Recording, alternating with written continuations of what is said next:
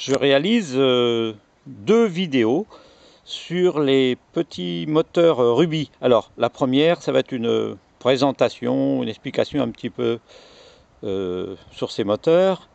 La deuxième vidéo, ça sera la remise en route de ce moteur. Alors les moteurs Ruby ont équipé bon nombre de petites voitures de type cycle-car dans les années 25, disons, jusqu'à 39.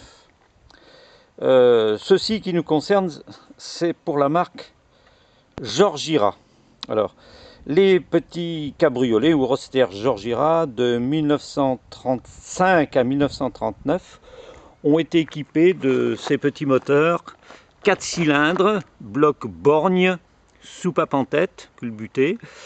Il y a eu donc 3 versions en 3 cylindrés.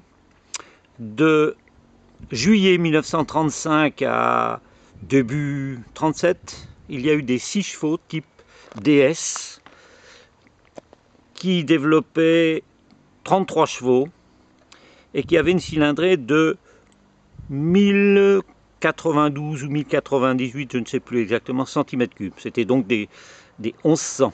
C'était donc le type DS qui équipait les voitures appelées MDS. Il y a eu donc d'autres 6 chevaux après, des moteurs type DU d'une cylindrée de 1078 cm3, dont l'alésage et la course étaient un peu différents. Ces moteurs un peu plus puissants puisqu'ils développaient 37 chevaux. Alors celui-ci de ma voiture c'est une 5 chevaux type MM de 1936. Donc ce petit moteur là faisait 954 cm3, ce 5 chevaux, et il ne développait que 26 chevaux. Bon, alors pour le refroidissement, normalement ces voitures, leur refroidissement était assez aléatoire. Sur route plate et en pays tempéré, ça l'est, mais dans mes montagnes de Drôme provençal, comme vous voyez peut-être au fond là-bas, les routes sont un peu escarpées. En plus l'été il fait très chaud, et alors là ça va plus du tout, ça fait bouillotte. Donc on trouvait des différents moyens de refroidir un peu mieux ces moteurs, et le meilleur c'était l'adjonction d'une pompe à eau. Alors celle-ci est une pompe à eau Ruby. J'explique. Parallèlement au moteur de voiture, ils ont fait également un petit moteur fixe qui équipait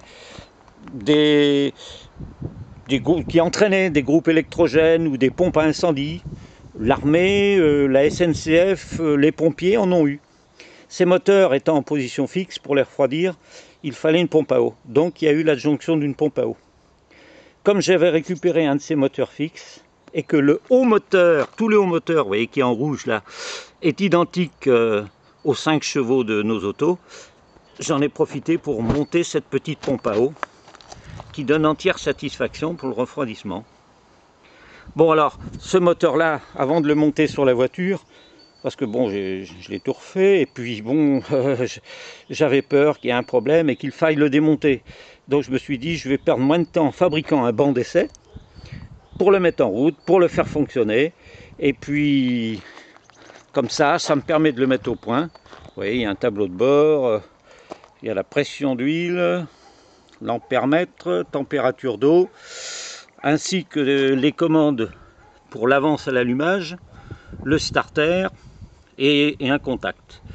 Alors vous voyez, cette pompe à eau est entraînée en bas, la poulie qui est sur la poulie d'entraînement de la Dynastar. Oui, parce que il n'y a pas de démarreur, hein, c'est un dynamo démarreur, Dynastar. Voilà, donc je vais passer après à la mise en route sur la deuxième vidéo.